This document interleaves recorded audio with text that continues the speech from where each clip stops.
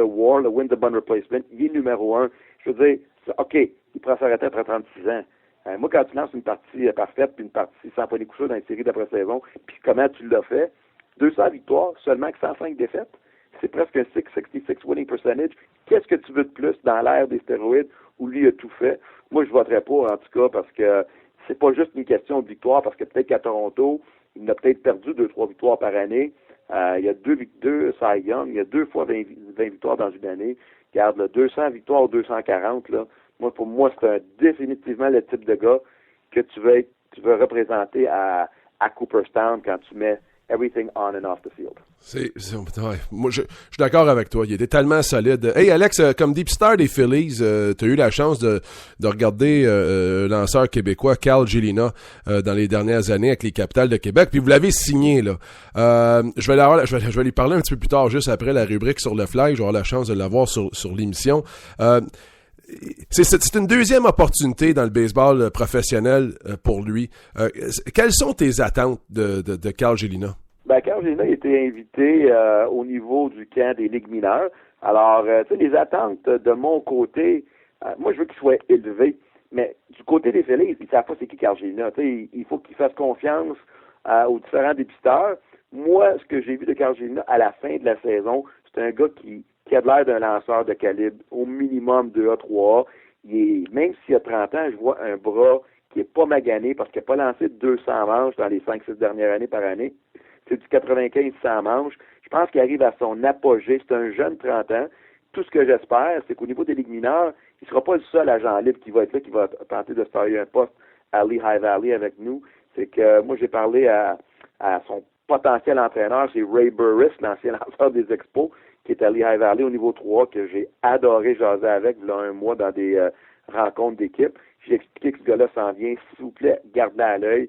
Moi, ce que je pense que Carl peut faire, c'est que c'est un gars qui peut être un mentor incroyable au niveau de nos jeunes lanceurs qui montent au 3.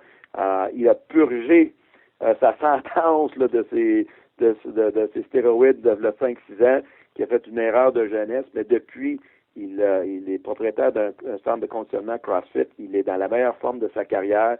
Moi, je pense qu'il est un lanceur pur aujourd'hui. Il s'est lancé. Puis je pense qu'il peut aider une organisation. J'espère que ça va être la nôtre. Puis j'espère qu'on va lui donner l'opportunité de lancer des bonnes manches. Moi, je pense qu'il va surprendre. Puis tu as passé par là. Des fois, 3, ça prend une petite chose, un coach qui t'aime ou qui t'aime pas pour faire la différence. En tout cas, merci beaucoup pour ça, Alex. Merci pour ton temps aujourd'hui. Puis c'est sûr, on souhaite bonne chance à Carl Gélina. Puis comme je vous ai dit, tout de suite après la rubrique sur le fly, 5 choses que vous devez absolument savoir dans le monde du sport aujourd'hui. Carl Gélina sera notre invité et il va nous parler de tout ça, là, sa deuxième opportunité. Comme Alex mentionnait, Carl a fait une erreur de jeunesse qu'il dit, puis il a payé le prix.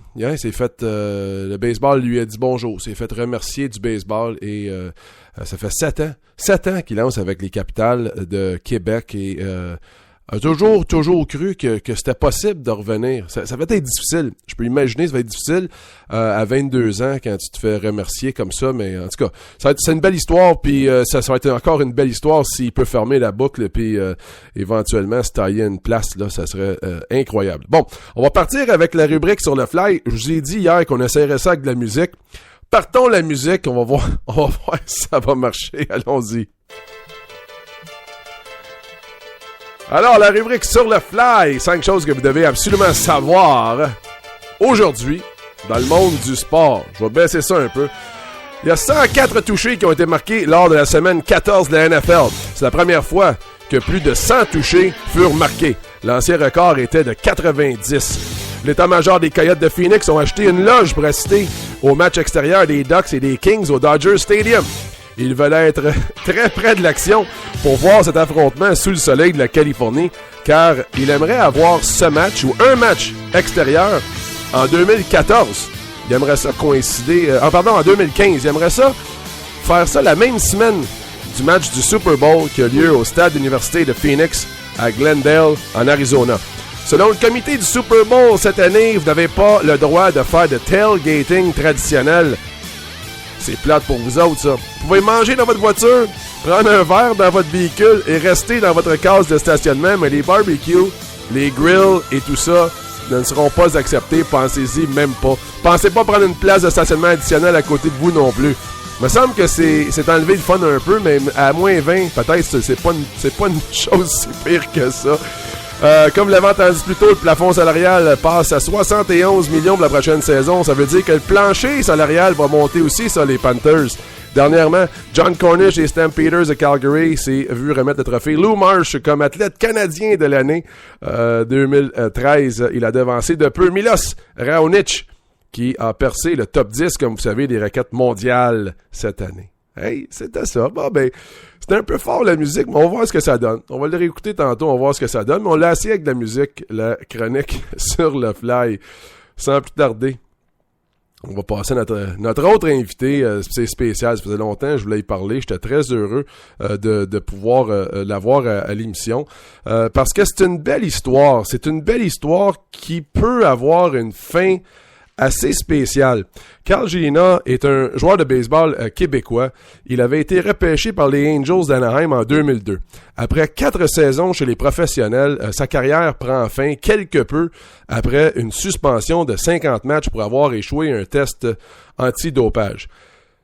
Carl, merci beaucoup d'être à l'émission aujourd'hui. C'est un plaisir de te recevoir. Alors, ta première expérience professionnelle ne s'est pas terminée exactement de la façon que tu aurais aimé. Raconte-nous ça, s'il vous plaît.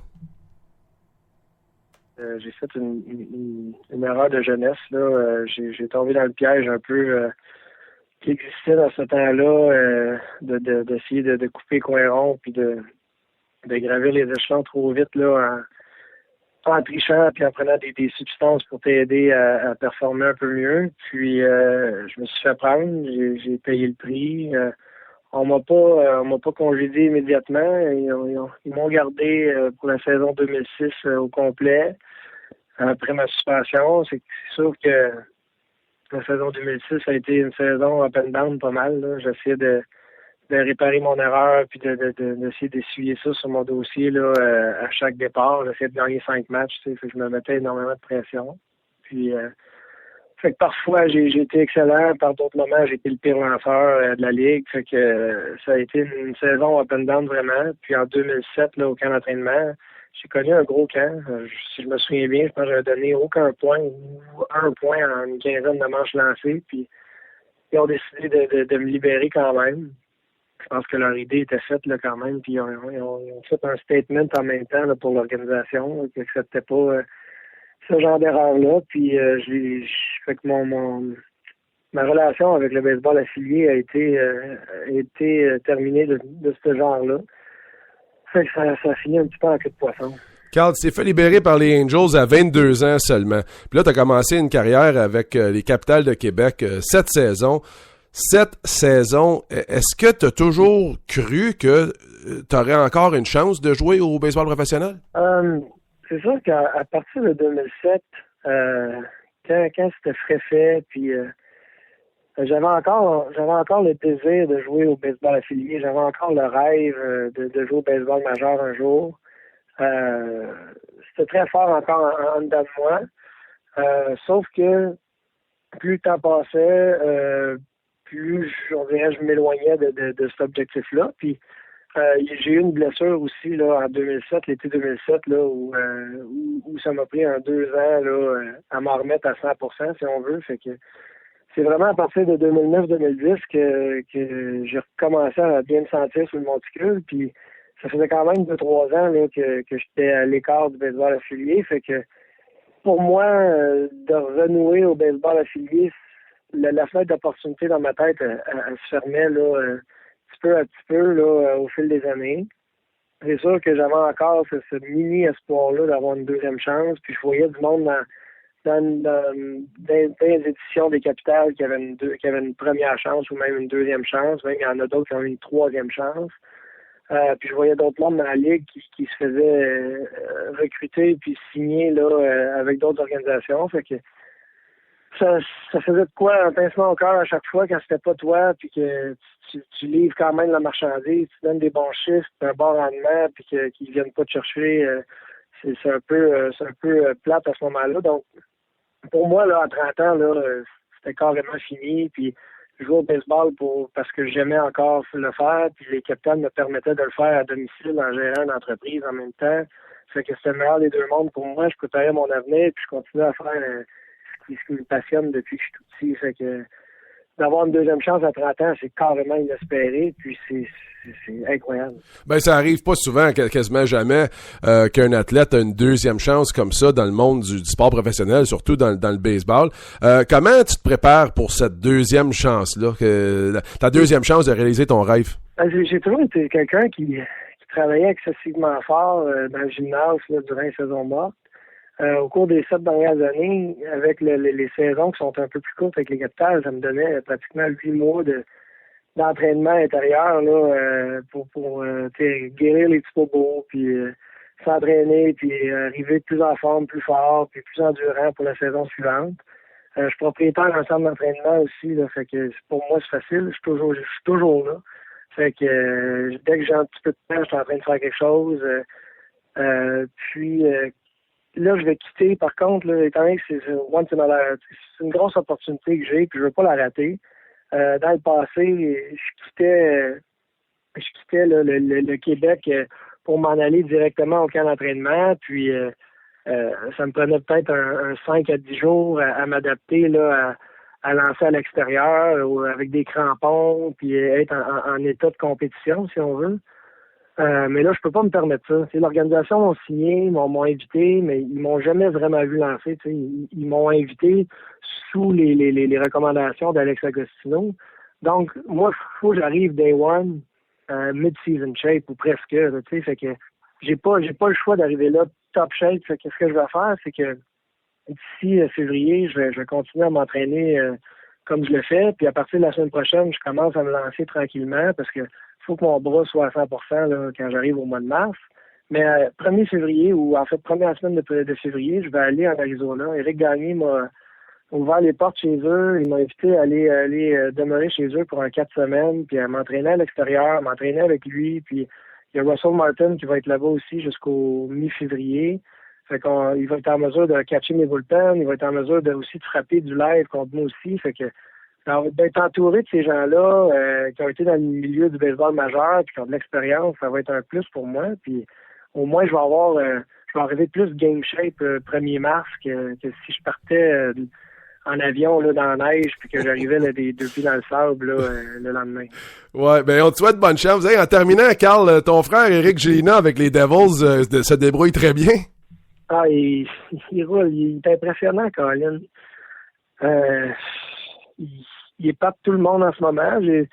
Moi, ça me surprend pas parce qu'il a un talent exceptionnel. Il l'a toujours eu. C'est juste que là, il réussit à l'exploiter avec les meilleurs au monde. On dirait que de jouer avec les meilleurs, ça le rend meilleur. Fait que, puis il me le répète, puis il dit, tu sais, Carl, c'est plus facile de jouer dans la Ligue nationale que celle-là de jouer dans la Ligue américaine parce que les autres autour de toi sont bons, tu sais. Et puis, sauf que ça va plus vite, puis tout est plus dur quand même, mais il dit, les autres alentours de lui, ils le rendent meilleur, fait que, il est impressionnant, puis il n'a pas le choix de jouer à pédale dans le plancher tout le temps, fait que lui, ça lui prend ça pour tirer ses meilleurs games, fait que, en espérant qu'il continue comme ça, parce qu'il est vraiment bien parti. C'est super. Merci beaucoup, Carl Gélina. Bonne chance. On va suivre ça au camp d'entraînement des Phillies le printemps prochain, puis on va avoir la chance de se parler encore. Merci, Carl. C'est pas mal tout pour l'émission aujourd'hui, mesdames et messieurs. J'ai une petite surprise pour vous parce que hier soir à Bonsoir les sportifs, Ron, c'est un peu le début du temps des fêtes pour lui et la période des fêtes avec un petit reel de Ron. Ben, je pense que c'est un bon petit mélange, ça. Fait que je vais vous faire écouter ça. Je vous remercie encore d'avoir été à l'émission. Vous pouvez interagir, agir, questionner, peu importe. Il y a tellement de façons d'être en contact avec nous. Je vous invite à le faire soit quand l'émission est en direct sur la page du www.leshowdumidi.com. Il y a une petite fenêtre, une petite bulle, là. Vous pouvez chatter en direct avec moi lors de l'émission. Il y a aussi le courriel info@leshowdumidi.com. Il y a la page Facebook, facebook.com/leshowdumidi.com. Et suivez-nous sur Twitter, @le show du midi. C'est ça. Merci beaucoup d'avoir été là. On se donne rendez-vous demain à midi. Et je vous laisse, tel que promis, avec le petit reel à Ron.